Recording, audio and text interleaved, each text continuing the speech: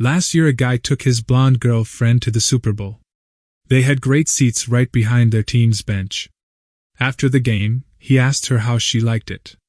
"Oh, I really liked it," she replied, "especially the tight pants and all the big muscles, but I just couldn't understand why they were killing each other over 25 cents. Dumbfounded, her boyfriend asked, "What do you mean?" "Well, they flipped a coin, one team got it, then for the rest of the game, all they kept screaming was, 'Get the quarterback! Get the quarterback!' I'm like, hello? It's only 25 cents. A girl asks her boyfriend to come over Friday night and have dinner. The girl tells her boyfriend that she would like to do it for the first time. The boy is ecstatic, but he has never done it before, so he goes to the pharmacist to get some protection. The pharmacist helps the boy for over an hour and tells the boy everything there is to know about protection. At the register, the pharmacist asks the boy whether he would like the 3-pack, 10-pack, or family pack. Boy picks the family pack because he thinks he will be really busy since it is his first time. The boy shows up at the girl's house and she takes her to the dinner table where her family is sitting. The boy quickly offers to say grace and bows his head. 1 minute pass and the boy is still in deep prayer with his head down. This continues for 20 minutes and he shows no movement. Finally the girl leans over and whispers, "I had no idea you were so religious." The boy whispers back, "I had no idea your father was a pharmacist." I told my son, "You will marry the girl I choose," he said. "And oh," I told him, "she is Bill Gates' daughter." He said, "Okay." I called Bill Gates and said, "I want your daughter to marry my son." Bill Gates said, "No." I told Bill Gates, "My son is the CEO of World Bank." Bill Gates said, "Okay." I called the president of World Bank and asked him to make my son the CEO. He said, "No." I told him, "My son is Bill Gates' son-in-law." He said, "Okay. This is how politics works." A teacher asks her class, "What do you want to be when you grow up?" Little Johnny says, "I want to be a billionaire, going to the most expensive clubs, take the best girlfriend with me, give her a Ferrari worth over $1 million, an apartment in Hawaii, a mansion in Paris, a jet to travel through Europe, an infinite Visa card, and to make love to her 3 times a day." The teacher, shocked, and not knowing what to do with the bad behavior of the child, decides not to give importance to what he said and then continues the lesson. "And you, Susie?" the teacher asks. Susie says, "I want to be Johnny's girlfriend." A cargo airplane is transporting patients from a mental hospital. The patients are going all crazy in the cargo, playing a soccer with an invisible ball. The pilot has had enough of it, tells the co-pilot to guide the plane, and goes in the back to make them stop the noise. They stop, the pilot returns to the cabin, but after 5 minutes, it starts all over again. The pilot asks the co-pilot to give it a shot at calming the patients down. The co-pilot goes in the back, the noise stops, and he returns to the cabin. Half an hour later, the plane is quiet. The pilot is impressed and asks the co-pilot how he did it. The co-pilot replies, "I told them, soccer is not allowed indoors. You have to take it outside." One day at Area 51, a radar tech spots a single-engine plane on final approach to the secret Air Force base. The plane touches down and is immediately surrounded by armed guards. The plane is impounded and the pilot is whisked off for questioning. The pilot claims that he had been flying from Las Vegas, gotten lost, and nearly ran out of fuel, so he put his plane down at the first runway he saw. After extensive background checks, it is proven that the pilot isn't a spy and he is set to be released the following morning. Before he is allowed to leave, he is given the "you didn't see anything" talk, and is told that under absolutely no circumstances is he allowed to tell anyone where he was, or what he saw. The Air Force fuels up the man's plane, gives him a proper heading to get back to Las Vegas, and sends him on his way.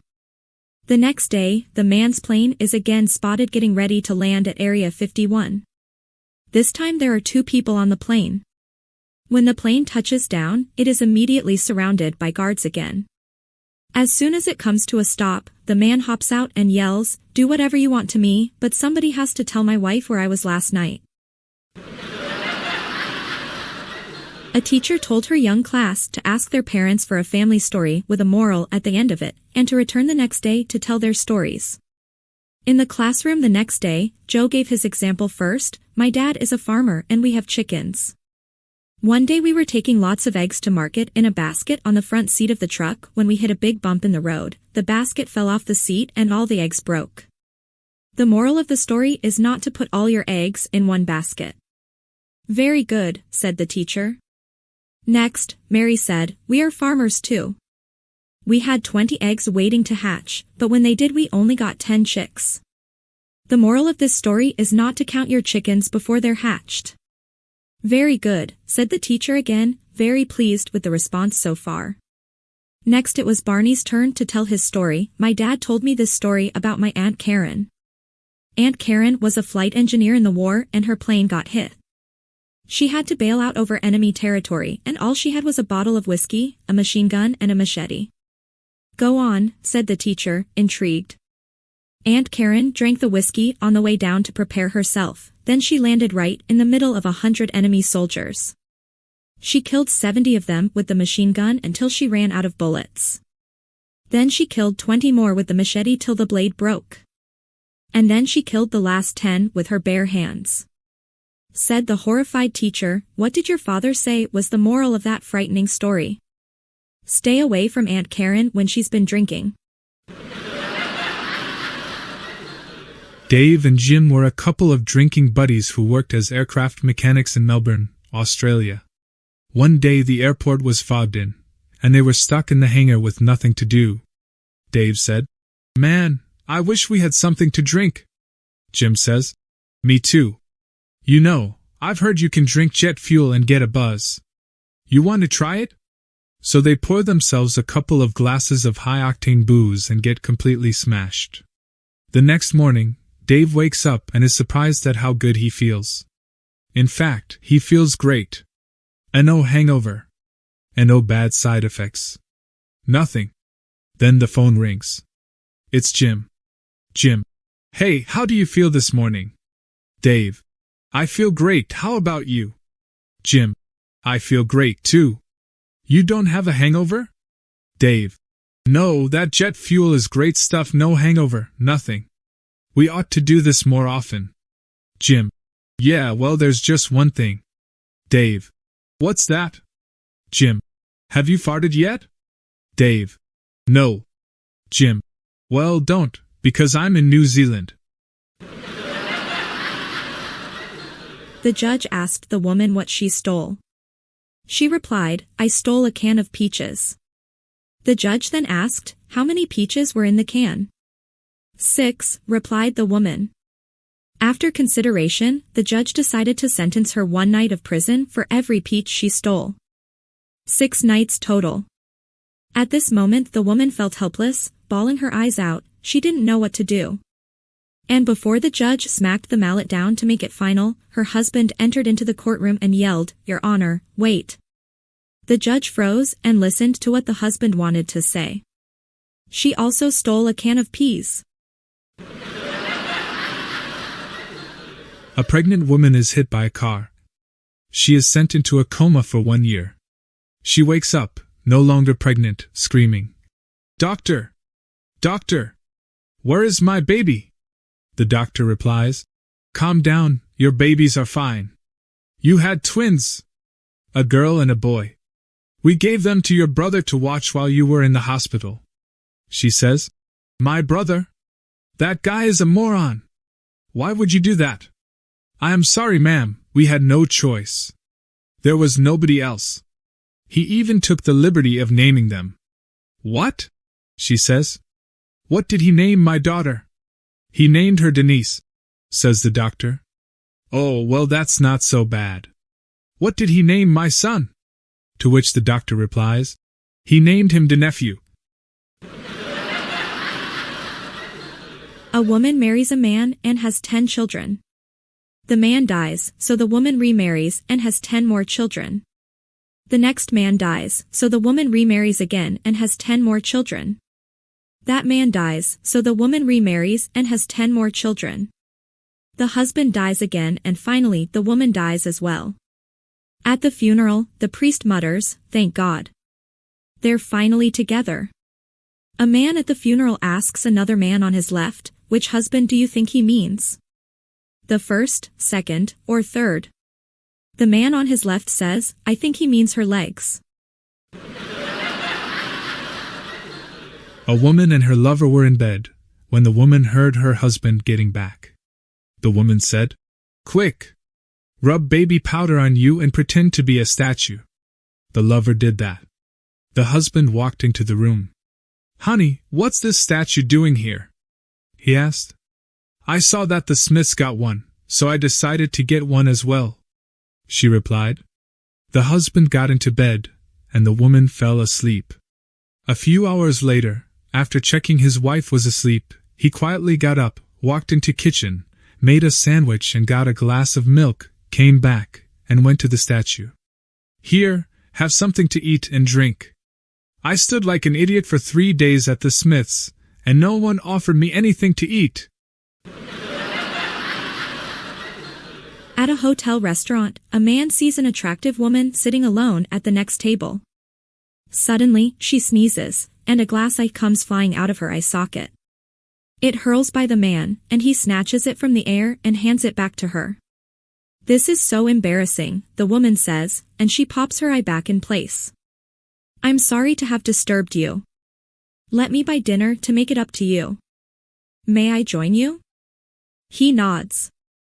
The woman is a stimulating conversationalist, stunningly pretty, and the man finds they have a lot in common.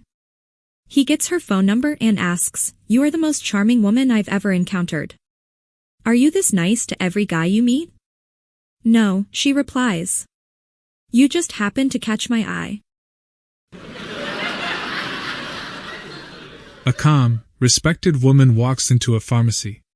As she walks in, she goes right up to the pharmacist, looks him straight into his eyes and said, "I would like to buy some cyanide." The pharmacist asked her, "Why in the world do you need cyanide?" She said, "I need it to poison my husband."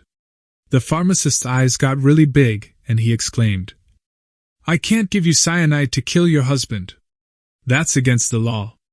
I'll lose my license, they will throw us both in jail. All kinds of bad stuff will happen. Absolutely not. You cannot have any cyanide." The lady then pulls a picture out of her purse showing him her husband in bed with the pharmacist's wife. The pharmacist examines the picture for a couple minutes, sighs and hands it back saying, "Well, now that's different. You didn't tell me you had a prescription." An elderly woman gets pulled over for speeding. Older woman, "Is there a problem, officer?"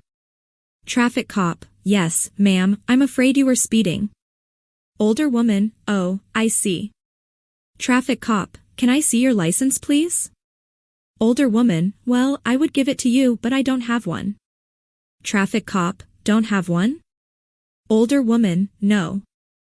I lost it 4 years ago for drunk driving." Traffic cop, "I see. Can I see your vehicle registration papers please?" Older woman, "I can't do that." Traffic cop, "Why not?" Older woman, "I stole this car." Traffic cop, "Stole it?" Older woman, "Yes, and I killed and hacked up the owner." Traffic cop, "You what?" Older woman, "His body parts are in plastic bags in the trunk if you want to see." The traffic cop looks at the woman and slowly backs away to his car while calling for backup. Within minutes 5 police cars circle the car. A senior officer slowly approaches the car, clasping his half-drawn gun. "Officer 2, ma'am, could you step out of your vehicle please?" The woman steps out of her vehicle.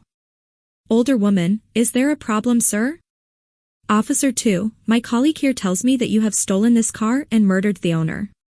Older woman, "Murdered the owner? Are you serious?"